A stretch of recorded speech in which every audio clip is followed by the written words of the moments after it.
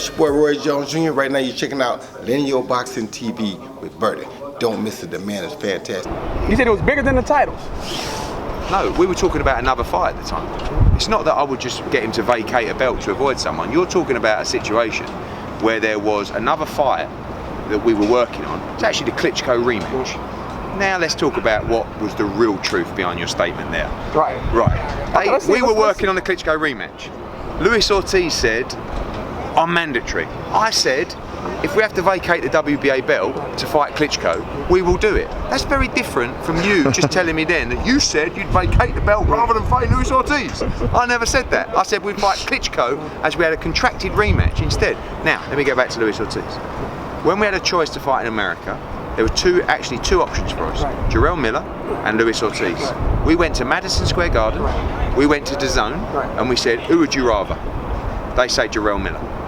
Right? We want an American, great, from Brooklyn, big mouth, great. So that's why. Luis Ortiz is a very probable opponent for Anthony Joshua, maybe even next, certainly in the future, because if we're going to fight in America more often, we need people who have name recognition, profile in America. Luis Ortiz is definitely one of them. Yeah. He wants to fight badly. Who's badly? He wants to fight Anthony Joshua badly. Oh, right, okay, yeah. He does. He wants to fight Wilder again, too. I feel sorry for him. He wants Wilder and Joshua. I feel sorry for him because he's fighting, the people he's fighting are horrendous. Yeah, and no one want to fight him. No, but his value is going down. Even your guy, Dillian White. Dillian White will fight. Dillian White's not trying to fight him. You know he didn't get offered no 2.6 million. Come on, man. You're like asking me questions, but you're telling me the answers. Right. That's not what That's not what this is about, really. Right. You're not saying does Dillian White want to fight. You're just telling me. Right. So if that's your thoughts, that's fine. Right. Okay. But what I'm saying is, by Luis Ortiz fighting Christian Hammer and stinking the whole arena out, who cares about Luis Ortiz? That's why they're doing a bad job for Luis Ortiz. Luis Ortiz's value after the Wilder fight has gone to the floor, right? So actually, after the Wilder fight, he was a big commodity. Who's he fought since? He was trying to fight your guy after It's that. not my job. I'm asking you a question. Who has he fought since Wilder? Not he was trying to fight. Okay. They won't fight him. It's not they won't fight and they won't pay the money because they're not investing in a fighter. Everyone will fight him.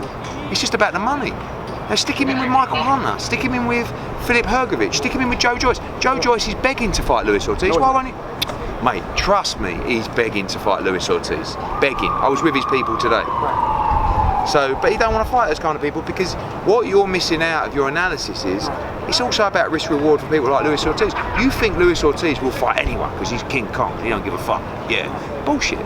He's got advisors, he's got people around. If they look at the Joe Joyce fight and go, what am I getting out of the Joe Joyce fight? No, but it's true. This is a young prospect who's like durable, he's messy, he's a bit dangerous. Fuck fighting Joe Joyce. So for all the people you say, no, they don't want to fight Luis Ortiz, he don't want to fight the wrong people either. So that's the game. I disagree with you, but Okay, I appreciate your opinion. But okay, Eddie, let me ask you something. You had said that that Anthony Joshua and the Miller fight broke records as far as it's the fastest grossing pre-sale in the history of boxing at Madison Square Garden. But is the total fight at this time like sold out, Eddie? 3,000 tickets left. So you saying the fight is gonna be a sellout? 100%. 100%. Yeah. We've got 8 weeks to go and there's about 3,000 tickets left. So, and by the way, I have to say, it's very expensive.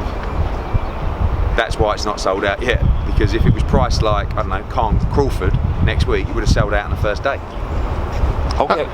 Eddie, did you kind of underestimate Deontay Wilder's popularity? Because, a while back you said that Deontay wasn't that popular, but, just recently, the Final Four, he did an interview and it, generated 13 million views. So, I just really based it on, he just had what was supposed to be a huge heavyweight fight, and it did 250,000 pay-per-view buys. It's awful numbers, really. So I don't think I underestimated his popularity, but his popularity is definitely increasing. Well, what do you think Anthony Joshua would do if you put him on pay-per-view? Do you think he would do better numbers? That wasn't your question, was it? Your question was I underestimating his popularity? The pay-per-view numbers said absolutely not. If he was a star in America, he would be doing star numbers. Is Anthony Joshua a star in America? No. That's your answer to that second part of your question. But was I underestimating his popularity? No, because his pay-per-view numbers against Tyson Fury for a major heavyweight fight were quite frankly terrible. What would you have did to, like, you know, boost the pay-per-view sales? Eddie, how would you have promoted the fight? Do you think that Showtime did a terrible job? I think Showtime do a great job. In that, I think their all-access stuff and stuff like that is excellent. I think it goes down to my comments earlier that I just don't think, like, Deontay Wilder should be an absolute national star. He's a good fighter. He's got a great personality.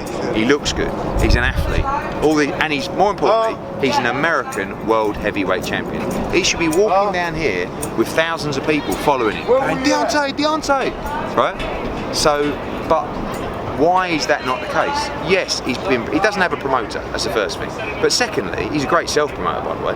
But I just think it's a reflection, not as a criticism of Deontay, but just a reflection of boxing in America, more than anything. So are you saying you want to promote him? I'd love to promote Deontay Wilder, of course, but I think the chances of that happening are about as close as you winning the New York Marathon next year. I wouldn't win. Exactly. Neither you. You won't sign with me. I won't win either. I'll beat you. I'll beat you. How big could you make Deontay Wilder if you promoted him? No, listen, it's easy for me to say. Yeah, It's like Bob up there, Joshua's got to leave Hearn and come to top. Yeah. Like, it's all bullshit. And at the end of the day, like, could I make Deontay Wilder bigger? Maybe. And like when Bob says to me, what does Eddie Hearn know about promoting the US? Maybe he's right. Yeah. I'm just from the UK. I've been promoting in America for 6 months. Yeah. Give me a chance. You know what I mean? Like, we've smashed the game in Britain. We've done a great job. I've got to learn over here. I can come out and be arrogant and think I'm going to do this. I'm not deluded. I've been here 6 months, right? So I've sold more tickets for my show in LA, Rung Versailles Estrada, the Henny against Roman Jesse Vargas, than they've sold at the Staples Center for the best pound-for-pound fighter in the world. What about Devin Haney? I heard that Great fighter. You guys were working on some type of deal with him. Yeah, I'd love to sign Devin Haney. Like a co-promotional deal? Yeah, we're talking to Devin Haney. I rate him as a fighter. I think he's a future star of American boxing. And he's the kind of guy that I'd love to work with. Right. What about, are you guys considering bringing any type of shows out to the Bay Area, the San Francisco Bay Area? Yeah, a lot of people California, asking me to go to Oakland. I mean, look, I'm a big Andre Ward fan. Yeah. Love him to come back, but I haven't really looked at Oakland. Our first California show is April 26th at the Forum. It's a big card, and we'll see how that goes. It's not easy, you know. Like, you have to be. What works in London works in Manchester, like I said, and what works in New York don't work in LA. And what works in LA don't work in Kansas or Philly. Or don't work in Oakland either, man. Exactly. Oakland and even though Oakland and LA are both in the same state, it's two different markets. I've been to Oakland 4 or 5 times. I've been involved in fights there. I was working on the Super 6 with Frotch when he boxed Wall. I know Oakland. You know, none of it's easy, mate. To be honest with you, none of it's easy because boxing is just not. It doesn't have the popularity that it has in the UK. All right. Okay, Eddie, speaking of Andre Ward. Yeah, okay, because I know you got to go. Okay, Eddie, speaking of Andre Ward, you know, I don't know if it was just game Oscar was running, but he said that don't be surprised if Canelo calls out Andre Ward. Do you even entertain that fight of the zone possibly wanting to put together Andre Ward versus Canelo? Who wins? Who wins? Andre Ward. Too big. But I tried to make Uysk against Andre Ward not so long ago. Really? Yeah. Cool, that would be. And that would have been a dream fight. But Andre Ward's done some great business over the years, so he's not short of money. I have massive respect for Andre Ward. I think he's a really classy guy. I think he's an outstanding fighter as well. So, good luck to him. It's too bad, man. I actually wanted to ask you more questions on Anthony Yarde and Kovalev. Yeah, well, that one apparently is going to Russia in June. What do you think about that one? Just quick thoughts. You never know, do you? He's never boxed anyone, Anthony Yarde, but he has ability. I like him. He's a great British fighter that we want to get behind and support. But he's not been brought through in the correct way, where you go from fighting someone like he's been fighting to Kovalev. Unless, listen, if he's a real special fighter, maybe he goes to Russia, maybe he wins. Good luck to him. I hope he goes and I hope he wins. Yeah, we need Buatsi and Yarde. Buatsi is the next year. Joshua Buatsi is the one. Don't forget the name. All right.